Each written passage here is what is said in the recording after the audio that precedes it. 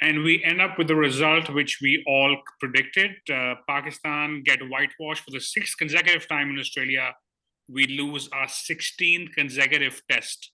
The last time Pakistan went to Australia and didn't lose every test series, 60% of the country's population had not been born. Welcome to the shiny side. I'm your host, Faris, and we have with us from Dubai, Umair Qazi. How are you doing, Umair? Hi, Faris, doing well. How are you?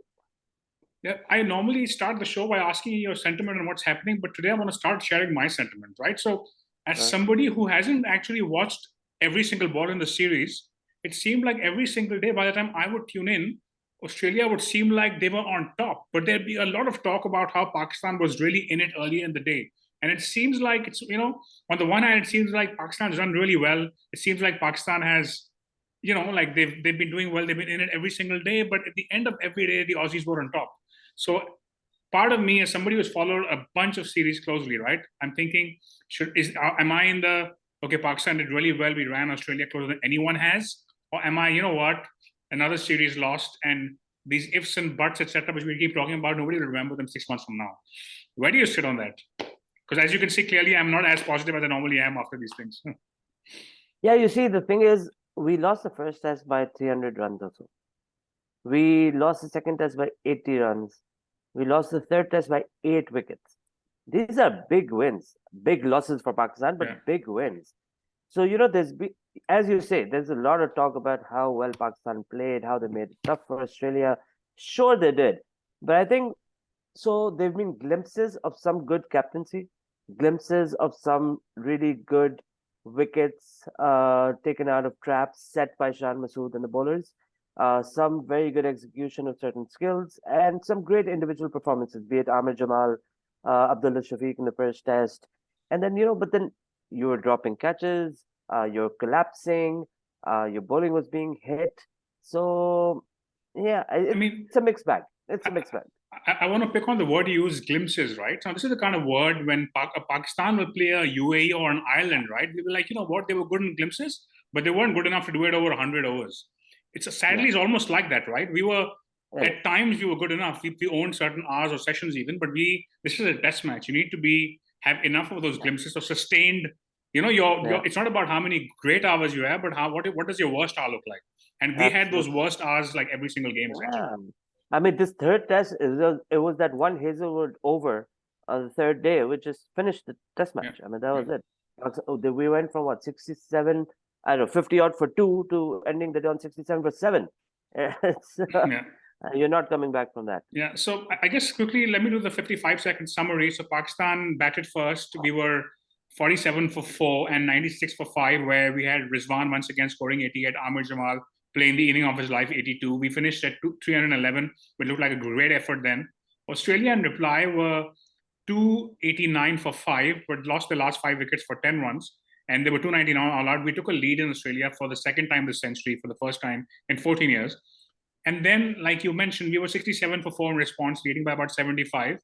But we lost 3 wickets in an over and then finished at 115 all out.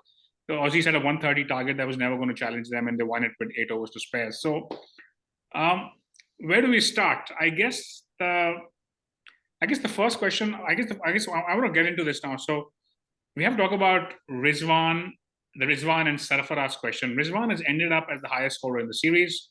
I don't think anyone's even surprised, right? So does that make him not playing the first test a massive blunder? Not really, because look, there was a time in 2022 where Rizwan had a bad patch in Test cricket, and someone in Pakistan decided, let's give Sarfraz a chance. Okay. Sarfraz took that chance with both hands, scored a Test century, followed that up with a couple of 50s as well. So he was the number one Test wicketkeeper coming into the series. So you play him; it makes sense.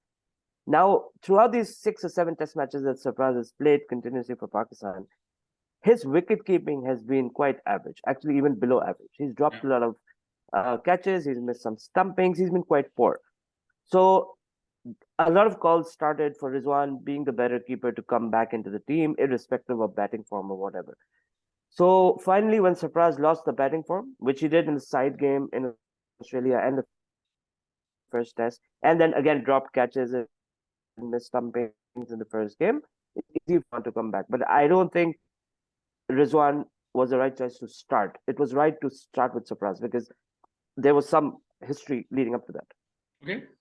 And I guess the next question is Aamer Jamal, right? So again, I think the more we can't talk about him enough. I think everything is good being said about him.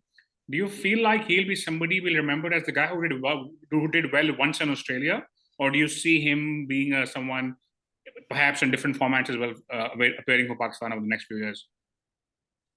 I met someone last night who said the guy's already scored his highest score ever that he would have in his career. So I hope it's not true. But look, he debuted in the T20 series against England and Pakistan.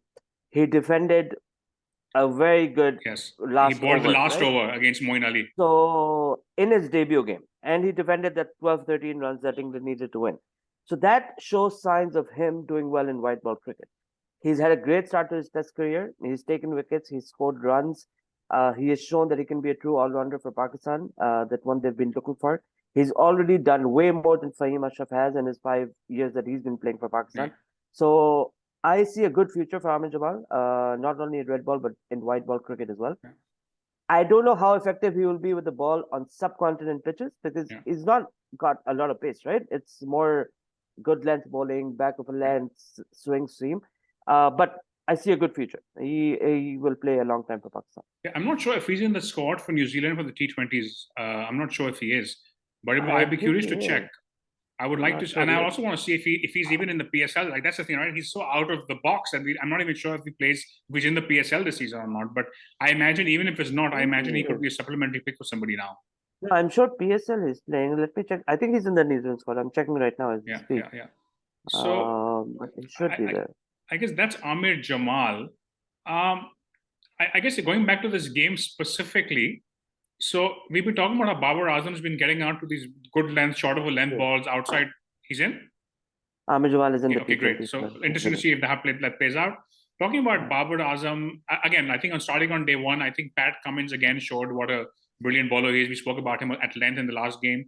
But I also liked how this time he had a slightly different method to getting Babar out, right? So earlier where he was short of a length, slightly outside of stump, ball coming in. This time he bowled a much fuller, and Babar was probably expecting that, and he bowled a much fuller delivery coming in when Babar had played a few exquisite cover drives, and he was LBW. Yeah. I mean, look, he got some very good deliveries throughout the series. Probably some unplayable ones as well. Look, Babar's been disappointing for a long time now.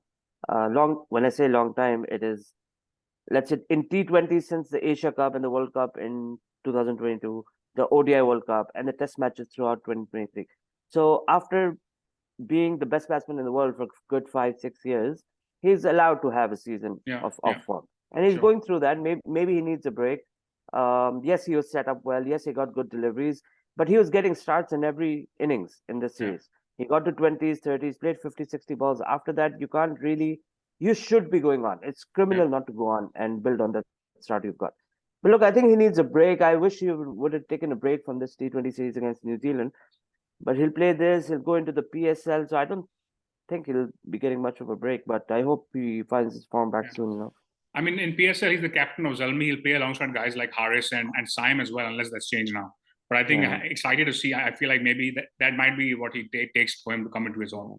I guess moving on to, again, I think if you look at this game, back to this game, I think one of the most surprising pieces of play for me was when Australia lost their last 5 wickets for 10 runs. I know there was a lot of talk about India losing 6 wickets for 0. In my view, this is a much bigger deal because Australia at home losing 10 wickets for 5 doesn't happen. What did you make of that passage of play, and this is how fast it happened? It was amazing. Look, so I was watching the match. I woke up in the morning, watched a bit of the game, and they were, I think, 260, 270 odd for 5. And then I went to shower to get ready for work. I got out of the shower and I saw Australia's all out. I'm like, what happened? I should have watched this 10 minutes. It was amazing.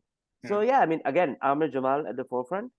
And these are the little glimpses that we've seen throughout the series of where Pakistan has really shone, but they have not done enough to even come close. Yeah, and again, I think talking about that. So once Pakistan came back to bat, we were 60. We were looking at we were what I think, yeah, he was 58 for three at 58 for two at some point, and then he was 67 for four. Having lost Babar and Shan, who looked decent, we were still, at that time another 120 runs. It didn't seem out of the question. We feel like we were in the game, but then Hazelwood came on and bowled a triple wicket maiden. He got Saud, then he got Sajid, and I don't remember the third guy who he got out, but Agha, yeah. So again, right, like you can even argue that Agha Salman, one of our top three batsmen perhaps this series. How do you see that over? And was it brilliant bowling, or was it just Pakistan losing their heads? Look, it was good bowling, but Sajid Khan really, he just missed a straight one. Maybe a night watchman should not have come out.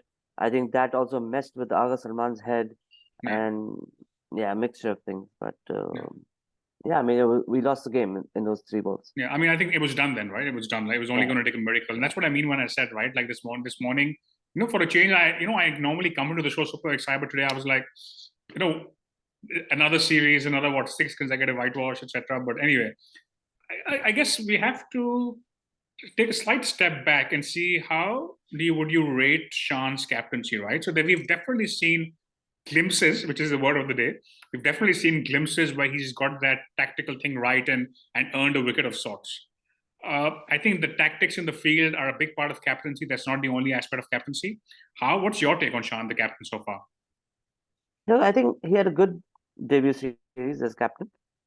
He did well. He used his bowlers well. He was good on the field. His field settings, his tactics, everything was pretty good. Better than Babar for sure. He'll only improve from here on. It's unfortunate we don't play that many tests, right? So Yeah. he'll probably captain after another year or 8 months. Yeah. But yeah, it's not enough. But look, he will be captaining in county cricket. He will be captaining probably in domestic in Pakistan as well. Not sure if in the PSL I think or he's not, a but PSL captain now. He's also PSL captain right. for his new team, Karachi.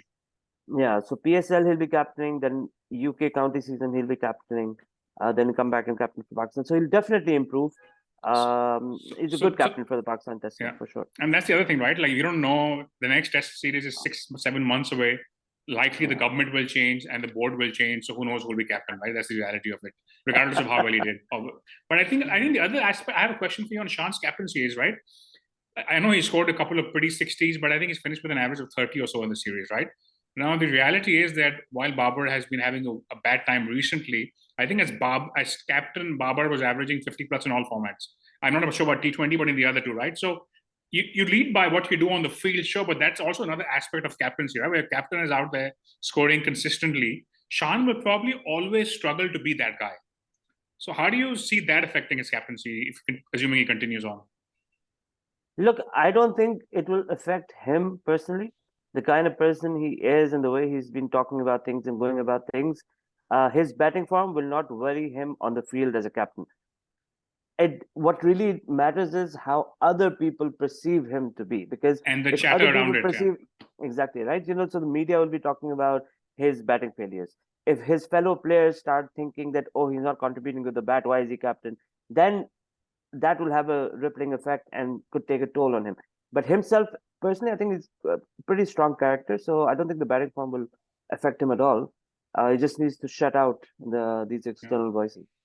And I guess the other thing is we play so few tests, sadly, right? That I don't know if that external voices will kind of sustain themselves, right? Because that will essentially be driven by T20 stuff this year, I would imagine. Yeah, by the time our next test series comes, people will not even remember what happened in Australia. Yeah. People will be asking, why is Aamer Jamal playing? Where's Sarfaraz? People will have forgotten everything. Babar captain nahi hai. Ye bhi sunne mein aayega. So yeah, I guess my view on Shan, the captain, is again, like I said, tactically he's definitely shown us enough that he's probably better than Babar, much more clued in, much more I think a less reactive captain, much more proactive, has plan A, B, C, willing to try stuff out. So I think that's definitely good. I think the aspect he will struggle with is, like we just spoke about, right? Somewhat struggle is the fact that he'll never be the guy who'll average even 40 as captain, perhaps. It'll be brilliant if he does, but I don't see that happening. He will probably not even be the top 4 run scorers for Pakistan in any year, I would say, right? So again, that would, if there's somebody new coming up the door, then he's the guy if he's not captain, he's the guy there's a question mark around. He's also mid-30s now. Before we wrap up, a word on David Warner, clearly one of the most, I would say, one of the most influential careers I've seen in the last 10, 15 years, or just for Australia and the game in general. How do you How do you rate him? Yeah, no, great batsman. He's retired with some great numbers, and he's shown some great performances. He had a big century in his last Test series as well, ended with a 50. So yeah, no doubt about his legacy or his legendary status. He would have, I guess, even captained Australia had he not been involved in the sandpaper scandal. But yeah, it was a very good career coming to an end. We'll still get to see him in T20 cricket, so Yeah, at least he'll yeah, still be around for a few years. yeah. But yeah, great career, and I think he's probably the first cricketer or first batsman who made his name in T20 cricket and transformed into a great Test cricketer. He's probably the first one to do it. And Australia tried with Glenn Maxwell and some others, but they were not even half as successful. Yeah. But David Warner has shown that you can Yeah. start off as a T20 batsman and just come out on top if you have the right skill set and mindset. And a couple of, I think, commentators spoke about this, right? But they said they were drawing parallels with Saim Ayub, who was debuting in a Test match, and they said he's come from a similar path to Warner in Warner's last game. So anyway, I mean, he obviously showed some Yeah, so glimpses. this is the thing, right? I mean, glimpses again, but Saim Ayub scored 33. Okay. That 33 was a very good looking 33. It would have been a great knock in a T20 game, maybe even in ODI.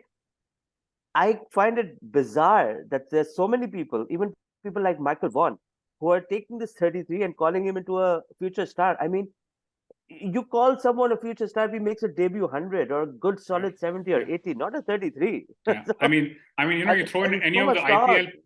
IPL, PSL hitters, these तरह तो market सब बना लेंगे, right? Like that's the Yeah, thing. absolutely. Absolutely. By the way, one more thing I want to speak So, about, something which Mazhar Arshad tweeted today, which I did not occur to me. Do you know that Aamer Jamal has played a lot of club cricket in Australia?